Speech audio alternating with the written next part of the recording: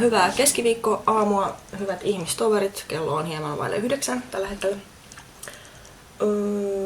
Pohjois-Karjalaan on saapunut kevät. Lähestulkoon kaikki lumet ovat sulaneet. Vielä jotain pieniä kinoksia tuolla näkyy. Säät on olleet erittäin mukavat. Viime viikolla tuli muutamana päivänä lunta, mutta muuten on ollut hyvinkin kirkasta ja aurinkoista. Mikä on ehkä ihan jees tässä kohtaa, koska ihmiset haluavat ulkoilla tässä tilanteessa aika paljon tavallista enemmän, koska kaikki sisäliikuntapaikat on kiinni.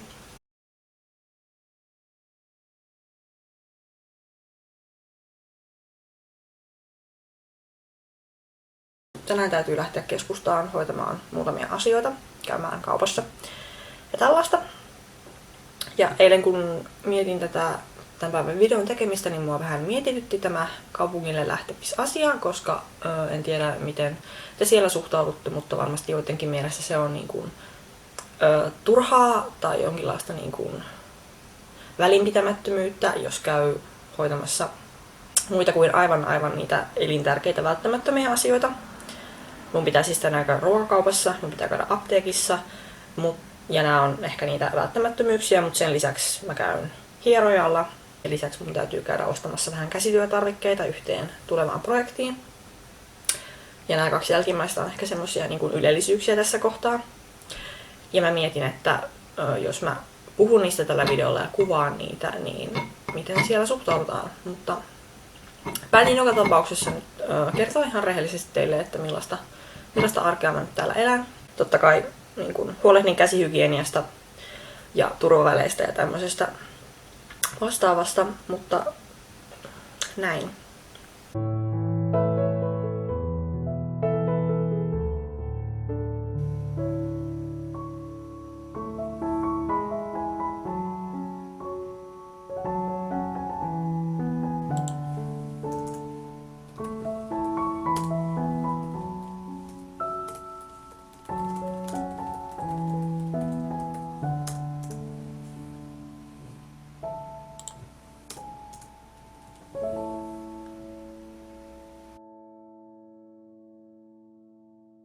Lounas on syöty, sitten lähdetään kaupungille ja lähdetään pyörällä, koska julkisen liikenteen välttäminen on tässä tilanteessa ehkä varsin suotavaa.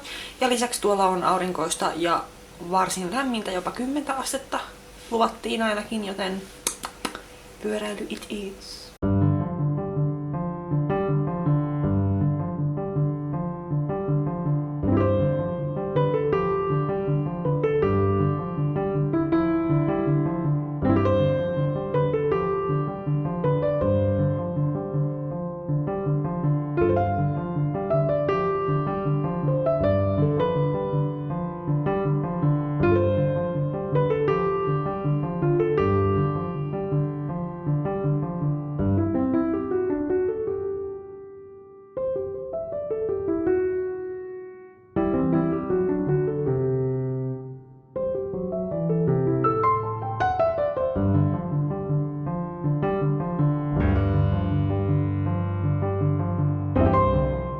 Kotona ollaan.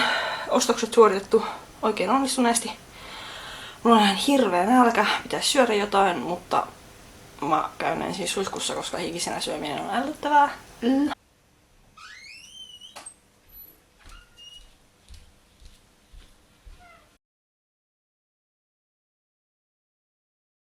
Suihkussa on käyty, ruokaa syöty ja nyt on hyvä hetki pitää pieni unboxaustuokio, koska posti toi erittäin kutkuttavan paketin.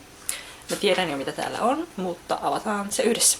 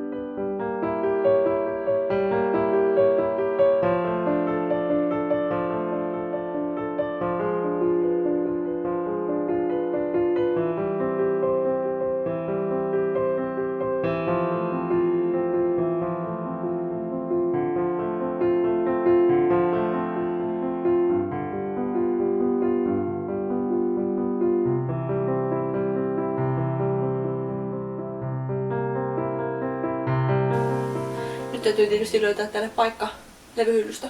Eiköhän sinne mahdu, vaikka täällä on jo päälle 100 albumia ainakin.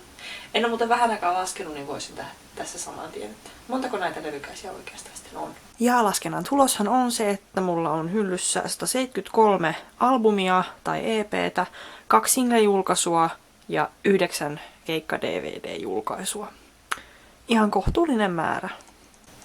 Ennen kuin tästä ryhdyn syömään lakritsia ja katsomaan YouTube-videoita, niin halusin sanoa muutaman sanasen siitä, mitä tämä koronapandemia-tilanne, hässäkkä, kaos, juttu, millaisia ajatuksia se aiheuttaa omassa pienessä päässäni. Kuten olette nähneet tällä videolla, niin mun elämä on jatkunut varsin leppoisena täällä Joensuussa ja toivottavasti teidänkin elämänne siellä ruudun toisella puolella ovat jatkuneet mahdollisuuksien mukaan mahdollisimman leppoisana.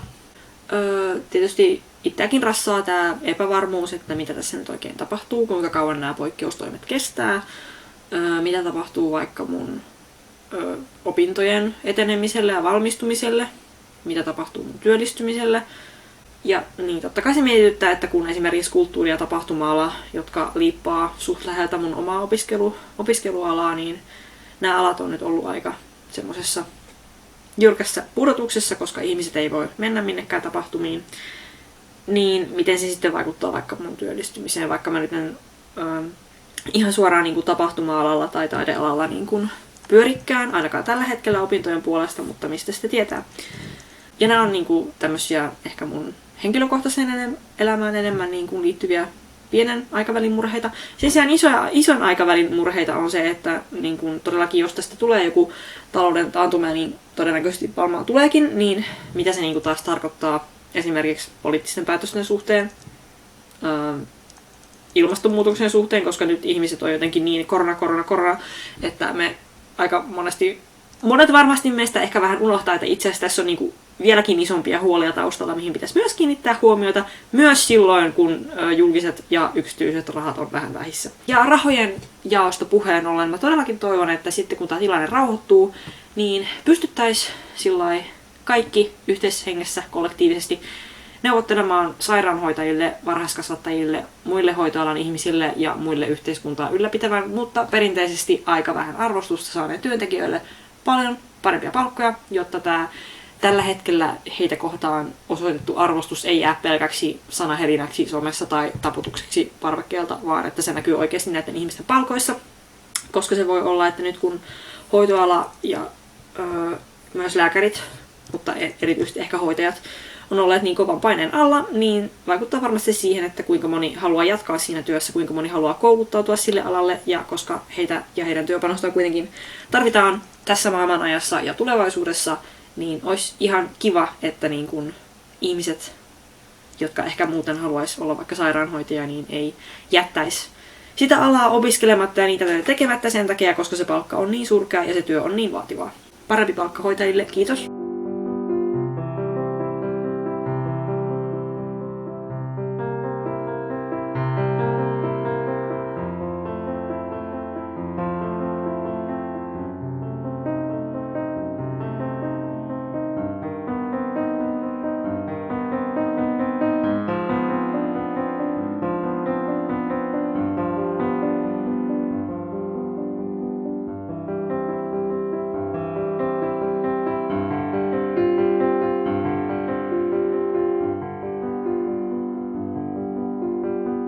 Kello alkaa lähestyä ilta 10, tai olla jo kenties sen yli. Eli toisin sanoen minä vaivun nyt nukkumaan.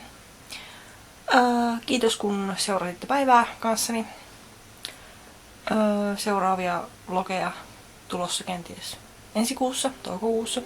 Hyvää yötä ja ensi kertaan.